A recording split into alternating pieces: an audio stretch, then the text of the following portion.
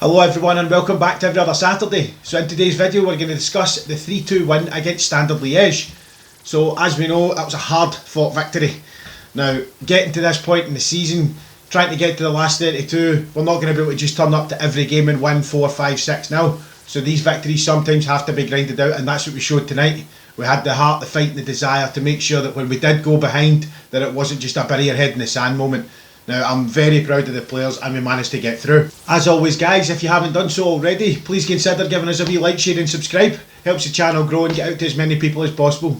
Now, if you've seen in my last couple of videos where we're talking about trying to get to this kind of number 50 subscribers before Christmas, and today we actually did manage that, and I'm over the moon with it. I'm honestly so grateful that you guys are sitting wasting your time listening to me talking about Glasgow Rangers. Again, thank you so much guys. It's been a class wee start to the channel and hopefully it just keeps growing.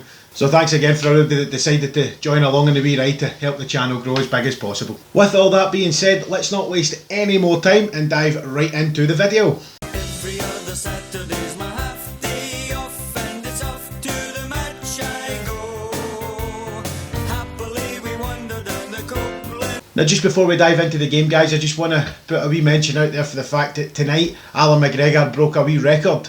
Now Barry Ferguson's all-time appearances in Europe was broken this evening by the one and only Alan McGregor. Now I just want to say congratulations to the man, and from now on he will live in those record books for a very long time, because that is some mean feat.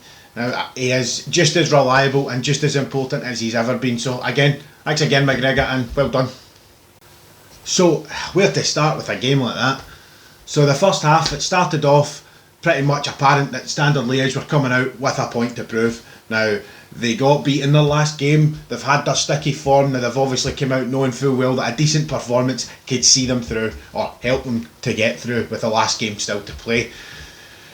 So in the first 6 minutes you could see it was apparent that they were doing all these things and they were trying to get that goal, and they got it with a ball played across, and I think it was SDN managed to get it. It was a neat tap in, to be brutally honest, and it was slightly annoying to watch, but they got their first goal. Now again, within the first 15-20 minutes they were still very much the same, to be honest. It was kind of, but both teams were fighting for the position, but Rangers really needed to settle down, and they didn't seem to have that moment of settle. They did have a ball played through by Kamara to Kent, and it was almost a chance, but that was about the first thing we had in the first kind of 15 to 20 minutes. And to be fair, it continued like that, both kind of jockeying for position, trying to get a stranglehold in the game. Now Liège had their goal ahead, but Rangers were trying. They had their opportunities to get the ball in. Liège also had the exact same thing. The balls and the crosses kept raining in and stuff like that, but there wasn't anything defining from both teams in that kind of first spell, and trying to get a hold on it was quite difficult, quite clearly for Rangers, and it took a wee bit of time, but we finally got something to break through. We got that with our first shot on target in roughly about the 30th minute, which is again not like us, but as I said at the start, these games need to be fought hard for. It's not always just turn up, put the jersey on, 6 goals and go home.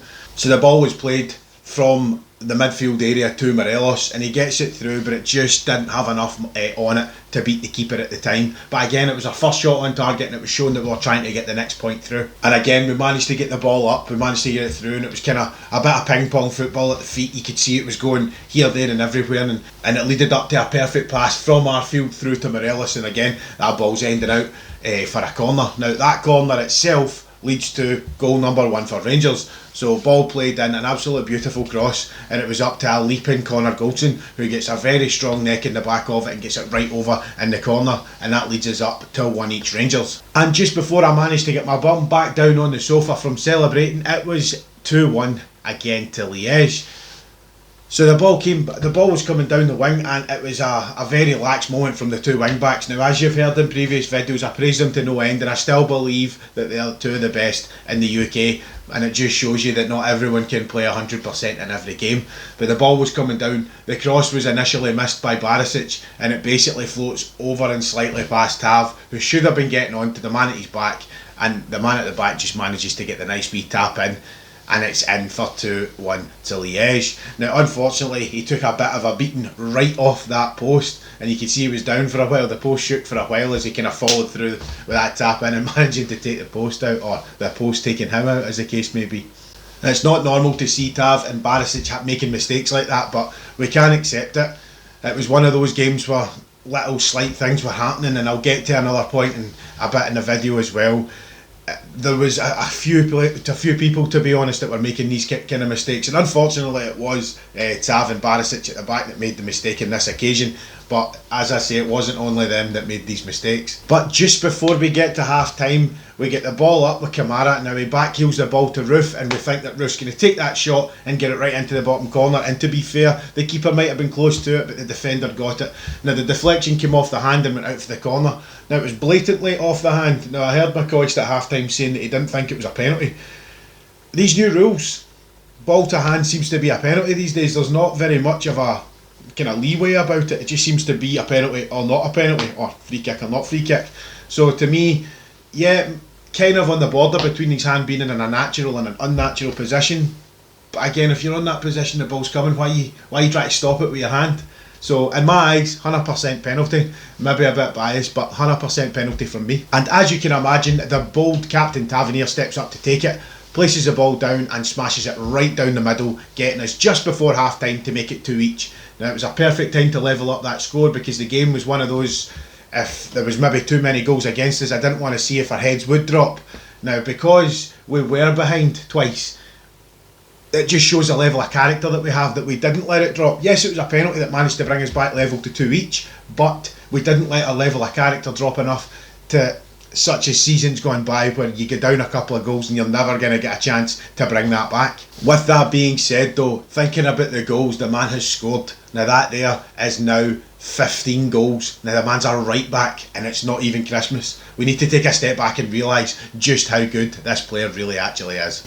Now the second half started exactly the same way, with the high intensity and the high pressure from both sides, but you had Liege trying to make their way through first, as they did in the first half, but Rangers just came out, and if I'm brutally honest, I was starting to worry a wee bit, because they were not in the same kind of level and intensity as we're used to seeing them, and it was that kind of way I was getting the fear that we were going to lose that lead again, and we were going to end up being trailing. But see, to be brutally honest, again at the start of the second half, the best thing about it was when the commentator decided to turn around and say that he was surprised that Jermaine Defoe was not in the squad. Now, do your research, big man. Jermaine Defoe is not in the European squad at all, so good lad. There was far too many loose passes and there was far too many errors, if I'm brutally honest. And see, when the ball came through to the final third, as I say, it just fizzled out like a dead sparkler. It really was. And I say that worry was starting to creep in, that were we going to see this complete drop, that we weren't getting the goals, we weren't winning the way we were used to winning. But again, we showed the mark and we showed the ability that we have to turn the game back on the side of Rangers and push through. And as I say that, Rangers decide to turn round and do exactly what Rangers do and put you through every emotion on a European night. And the ball's played from Ryan Kent into the middle of the box. Big Scotty Arfield gets on the end of it, blasts it home from just inside the box, right into the bottom corner, slides off to the side, salute on the goal.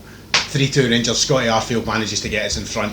Now that's the first time in the game that we managed to not be trailing, and we managed to be ahead of the game. So we turned it on its heels and we took the scruff of the neck by that point. This is when we decided that we've got the win, we want to grab this game, this is ours. And you could see that fight and that passion was there, that you could see that they've had since the start of the season. And it just shows you that even with losing the first couple of goals and being behind, previous seasons gone by, maybe not so much last season, but previous seasons gone by, when the lead is gone and the teams are pushing ahead of us, that was it. Our mind and our body was gone and we were chasing, and you were thinking to yourself, how long's this game get left? But you could see that Rangers didn't want that to happen. And I said that in my preview video, that Rangers wouldn't set up to draw and we wouldn't set up to lose. Now I think they proved that to us in the next wee bit as well. Pushing through like that, I was really proud of Rangers, to be fair. Now after that, we did have a couple of free kicks in the edge of the box, and it was Tav on the first one. Tav manages to get his hands on the first free kick, and he sends it in, and the keeper makes an absolute worldie of a save. And again, we had one on the opposite side with Barisic, and Barisic gets right on top of it, knows exactly what he's going to do, puts it right in that top bread basket, and again, goalkeeper gets himself to it and makes himself more than equal. And again, that goalkeeper kept that scoreline the way it was for a long part of that game. Now, Morelos ended up with a couple of chances at his feet as well, and he did not take them, and he ends up getting substituted for Joe Aribo. Now this is where I'm going to start again. I'm going to keep on his back, and I think it's only fair.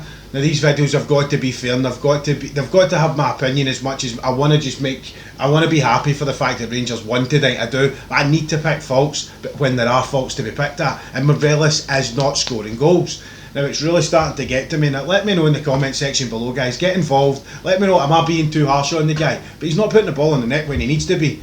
Now he went on about how petulant he was and how this silly attitude that he had, but we looked over it because the fact is he was putting the ball in the net.